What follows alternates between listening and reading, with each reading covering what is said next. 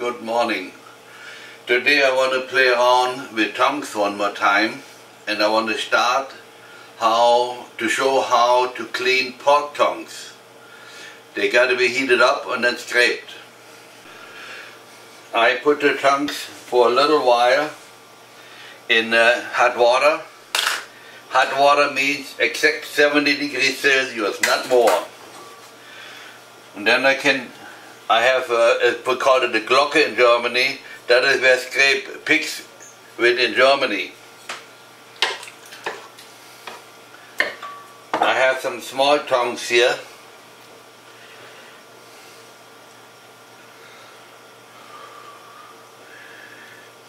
I wonder if they're done already. I think I want to take them out already.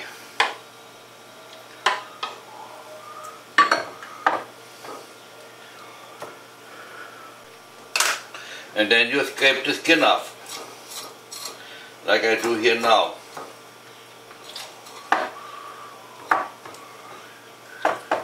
That's one. There's not much on. That's two.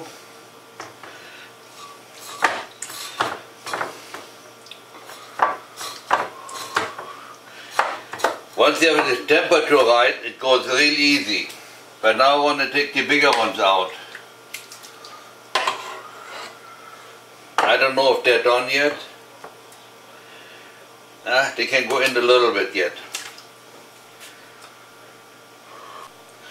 I had to heat up the tongues a little more.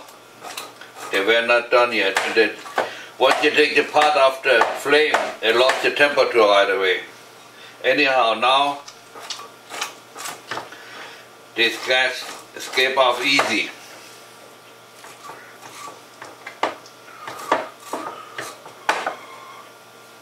Now we can peel it off by hand.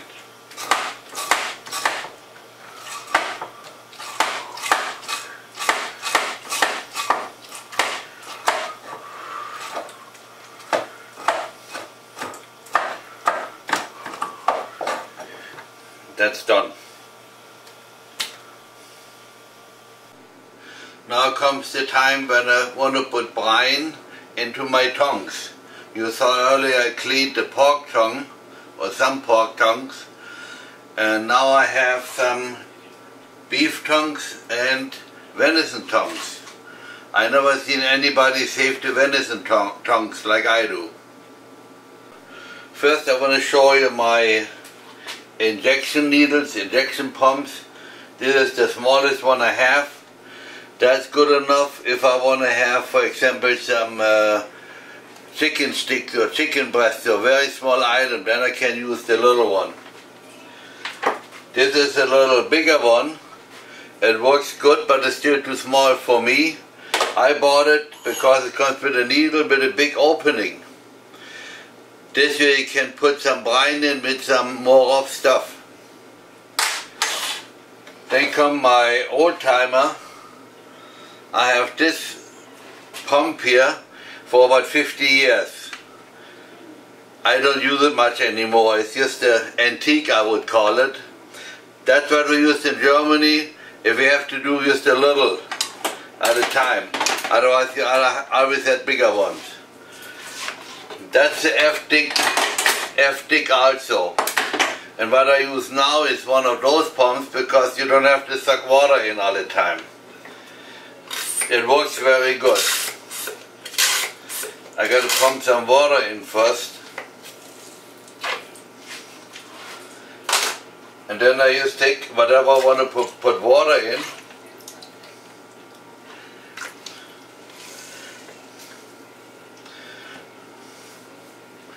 Just put it out a little bit to spread it all over.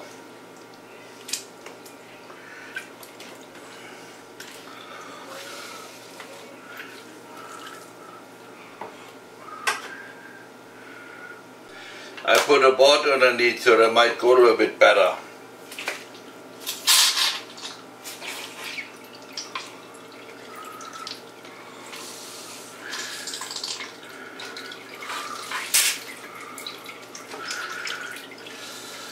I said that so many times, never can put too many in. I want to continue with that later. Now I have a handful of venison tongues.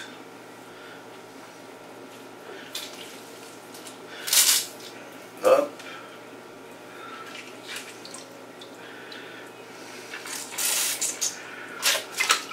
Need only one pump in each.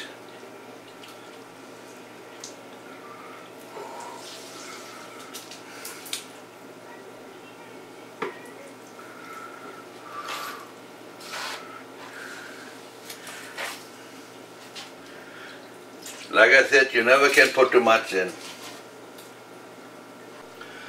And yes, I have a pork tongue. I scraped that off of the skin off before.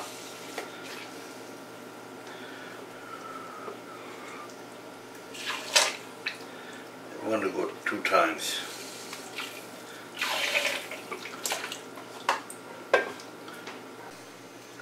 Now the next day, yesterday in the afternoon, I put my tongues in the smokehouse and smoked them overnight, and this morning I boiled them and skinned them already. Like I said, I skinned them cooked them and skinned them this morning. The first beef tongue, there's not much left. That's how the whole looks like. That means how much I ate it already. I love it. But those I do something with tomorrow. Today I want to show what I do with my venison tongues here. Some of them were put it right out in the front. They were very hard to peel. But I did already cut some already. I cut them like this. And I will cut the rest like that too. A little trick. I cut them so far with a slicer then I have more equal sized, even thickness as meat. And now I cut it a long way a little bit.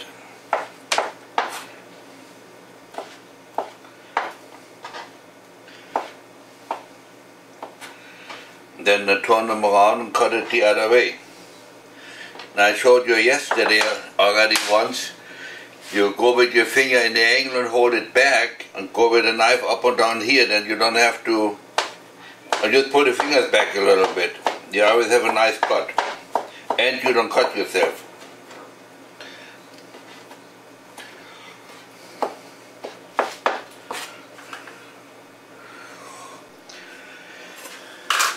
Once I have the tongues cut, I cut some pickles.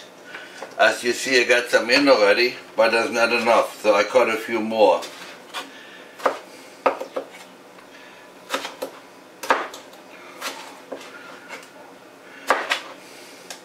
Of course, you got to cut it small.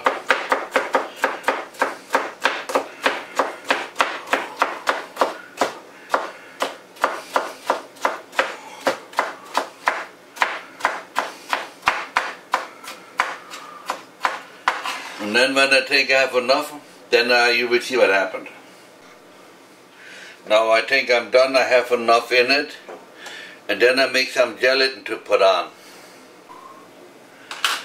So now I put my tongues on the pickles in some forms and some jars. This way I can store them a little longer. And then I mix some, we call it aspic, but it's the local stuff. It's like a gelatin. And I used 50 gram and 1 liter. And I heated up and made a liquid and then put it in there. Now I'll have to wait till it dries. Or till it cools down, I should say, not dry. And then we're ready to eat. You also can do that with any other meat. When you cook it, do the same thing. I forgot to say, I did not add any other spices in or vinegar in. It's sour enough from the pickles, so it will be very good. I did it many times already. I like to tell the story about that. I belong to a hunting club, and there's a very active elk hunter, but he don't like venison. And I made this stuff once and brought it in the club. And I saw him eating it, and when he saw me, he said, "Venison, isn't it?" I said, "Yeah." So what he said, but it's still good. On the 8th, then I said, that's all venison tongue. He said, still good. This is now a few days later. I want to show you how it looks when it's cold. It looks very nice. Of course, in the jars I put in the fridge. And this, we eat just like this. I call that finger food.